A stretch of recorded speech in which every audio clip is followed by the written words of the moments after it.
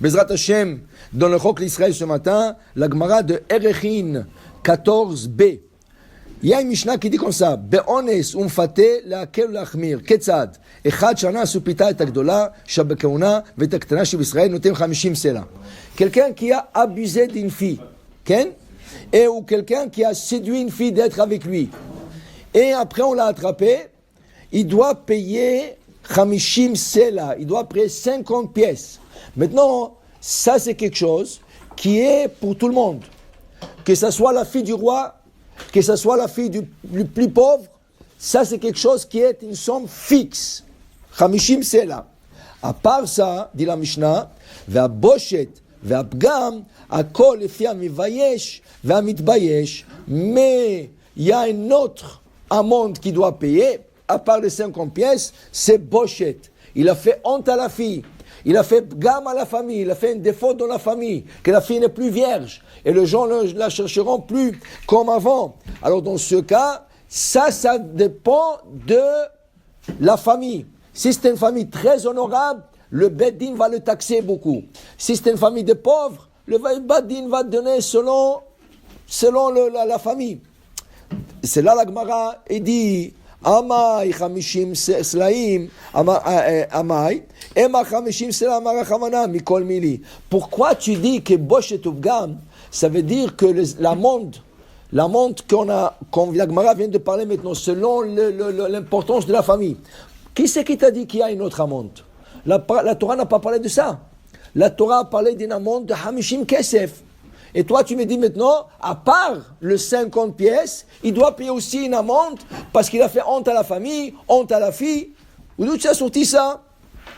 Amar Rav Zeira, dit Rav Zeira, Yomru bat melachim 50, Baal bat yediot 50. Il dit, c'est logique. C'est impossible qu'il paye 50 pièces pour la fille du roi et 50 pièces pour la fille du plus pauvre. Il doit y avoir une certaine différence. Alors ça doit être, dit la Gemara, que le 50 pièces écrit dans la Torah, qui sont fixes, ça c'est une amende. Mais il y a une deuxième amende que le Beddin doit revoir, c'est quoi? Selon l'importance de la famille, le Yehous qu'on appelle. Le Yehous, ça veut dire la lignée de cette famille, selon ça tu paieras une deuxième amende. Et c'est le Beddin qui va fixer le prix. Okay? Il dit la Gemara, Amar le Abaye, Yachi, Gabe Eved Nami, Yomru Eved Nokev Margalit Shloshim, Eved Ose Marachat Shloshim. Dans la Torah, dans Parashat Mishpatim, c'est écrit que le taureau de Rouven, il a encorné l'esclave de Shimon. Et l'esclave est mort. Le taureau l'a encorné, il est mort. La Torah a donné un prix fixe. La Torah dit 30 pièces. Alors, il dit ici, la Gemara Abaye, il dit une question. Je ne comprends pas. Tu as dit qu'on regarde toujours le Yichus, la famille, de quelle famille vient la fille, selon ça, c'est la monte. Hey, qu'est-ce qu'il faisait cet esclave? S'il savait tailler des diamants, tu vas lui donner 30 pièces. Comme un esclave qui sait coudre. Est-ce qu'un esclave qui sait tailler un diamant, il a la même valeur d'un esclave qui sait coudre? Pas du tout. S'il sait tailler des diamants, ça vaut beaucoup plus. Il a tout un métier. Regarde, les gens investissent tellement de l'argent pour l'école. Alors ils ont le BA, ils ont le master de master. Okay? Chaque chose c'est $10,000, $20,000. Et la paye, quand tu vas chercher un travail, est-ce que quand tu as seulement un deck, tu vas recevoir peut-être $12 à l'heure. Ah, tu as un BA, $15 à l'heure. Tu as un masters, $20, $25 à l'heure. C'est pas la même chose. Mais tu vois que la Torah a fixé un prix fixe pour l'esclave qui a été encorné, 30 pièces. Pas important qu'est-ce qu'il faisait, qui taille des diamants, qui coud de robes, des choses comme ça, c'est 30 pièces. Alors d'où tu as sorti que la fille, que la Torah a fixé un prix de 50 pièces, et après tu dis non, à part le 50 pièces, il y a encore une amende à donner.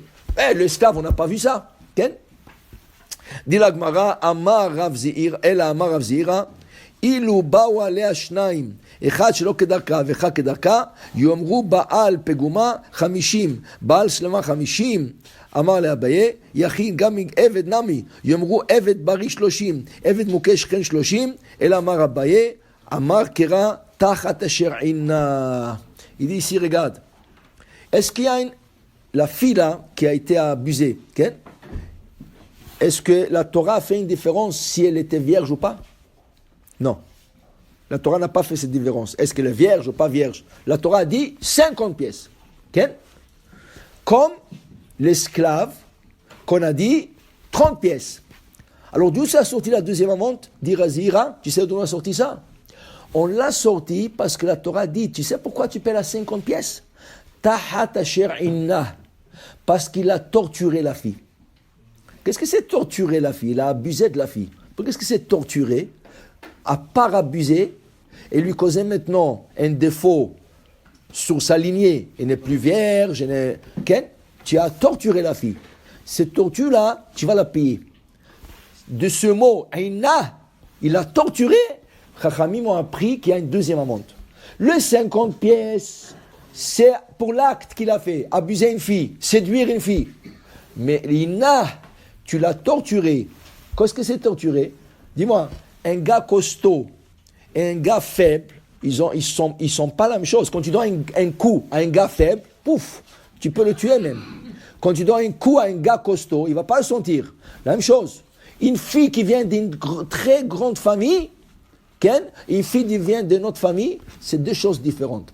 De là, le décisionnaire, le Rav Ben Ishraï, a été posé une question dans son livre Rav Pe'alim.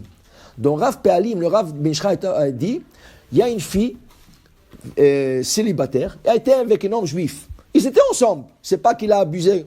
Elle est tombée enceinte. Là, le papa, il vient chez le Rav Ben Ishraï, il lui dit, est-ce que la fille peut faire l'avortement? Selon nous, la Torah, l'avortement c'est complètement interdit. Okay? Alors le papa, il a demandé au Rav Ben Ishraï, est-ce qu'il peut faire l'avortement? Le Rav Ben Ishraï dit, comment l'avortement? Alors il lui dit, non, je vais la prendre chez un goy, un médecin goy, qui la fasse l'avortement. Il lui a dit, c'est pire. Le goy, s'il fait l'avortement, hayav mita. Les juifs, c'est pas hayav mita. Pourquoi? Parce que le fœtus, il n'est pas encore considéré comme une vie. C'est une vie. Mais pour un docteur, on parle, au niveau du docteur. C'est pas une vie. Okay? S'il y a un fœtus qui menace la maman, okay? Tu sauves la maman et tu sauves le fœtus. Tu sauves la maman. Okay? La maman est en premier. Pourquoi? Parce que la maman est une vie. Le fœtus, par rapport à la maman, c'est pas une vie. Et la Torah te dit que pour un juif, le fœtus, c'est moins que la vie de la mère. Alors il a dit, non. La prendre chez un goy, tu ne peux pas. Ça, c'est une mitzvah que le goïm, c'est pire qu'un juif. Si tu es un fœtus, si un goy, tu es un fœtus, hayav mita.